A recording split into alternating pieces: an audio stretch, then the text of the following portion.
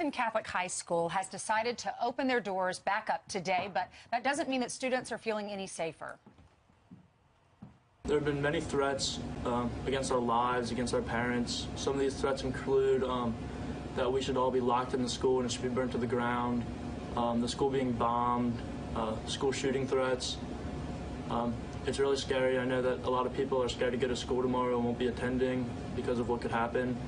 And that's why they closed school yesterday. Thanks to feelings like this, some parents are actually considering legal action, and one lawyer says he's willing to help the families for free. Joining us right now is that attorney, Robert Barnes. Robert, I understand people emotionally taking sides, but where does the legality of this come in? Well, because these are all private citizens, and in many cases minors and kids, the law is that it's saying anything false about them is libel, and you don't have a defense of actual malice. It's all you have to prove is negligence. So a lot of these journalists have been saying false statements about these kids, false statements about the kids that are at the Lincoln Memorial, false statements about kids that were in various photographs related to the school, slurring and libeling the entire school and all the alumni for the school.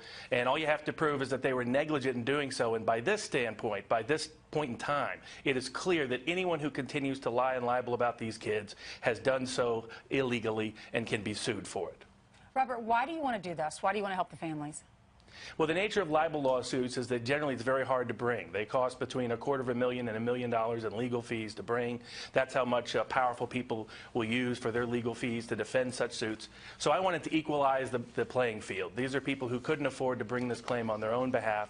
That's why I offered my services for free, because somebody needed to stop this from reoccurring and happening to other kids across the country. Robert, I understand that you're going to give a 48-hour notice to potential defendants to correct this or be sued. I understand you want to go ahead and lay out your plan for all the people who have put out tweets and said things that are simply not accurate. And what is the plan? Exactly. Everybody is now on 48 hours notice. So by Friday, everybody needs to retract and correct any false statements they have issued about these kids. That includes any major member of the media, that includes any major celebrity, that includes anybody with a substantial social media platform. If you've said anything false about these kids, they are willing to extend you a 48-hour time period, a period of grace consistent with their Christian faith, for you to, through confessions, get redemption and retract and correct and apologize. If you do not, then next week you may be a defendant in a lawsuit, because those lawsuits will start to occur next week. Do you have a dollar figure? Do you have a dollar figure with damages? Does it depend on the person that they tweeted or spoke out about?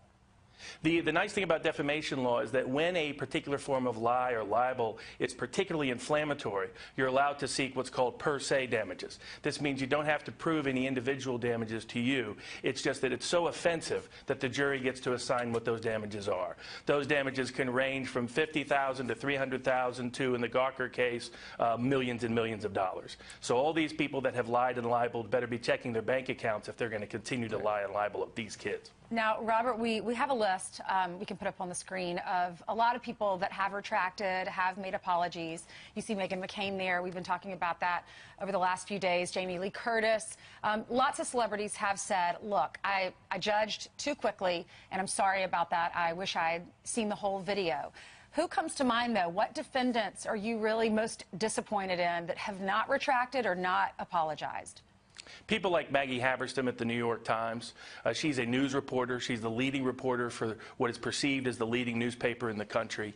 She falsely made statements about these kids. She basically invited their expulsion from school and the ruining of their reputations. She did so based on inadequate review of the information, a failure to look at the evidence. And despite knowing from her own newspaper how false those original statements are, she has yet to retract, yet to correct, yet to apologize. And she'll be one of the people sued if she doesn't do it in the next 48 hours. Have you heard from any families?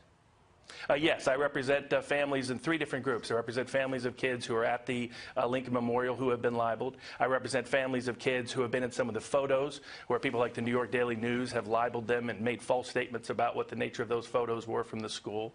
And I represent alumni who feel that their entire school and everything associated with them has been libeled, and they too want to seek legal remedy for these people who refuse to correct, retract, or make any apology for their false statements. And because there are so many people who could be defendants in this, that's why you're considering a class action lawsuit. But and Robert Barnes just started the meter. They got 48 hours, correct it, or next week they might get sued. Robert, thank you very much for joining.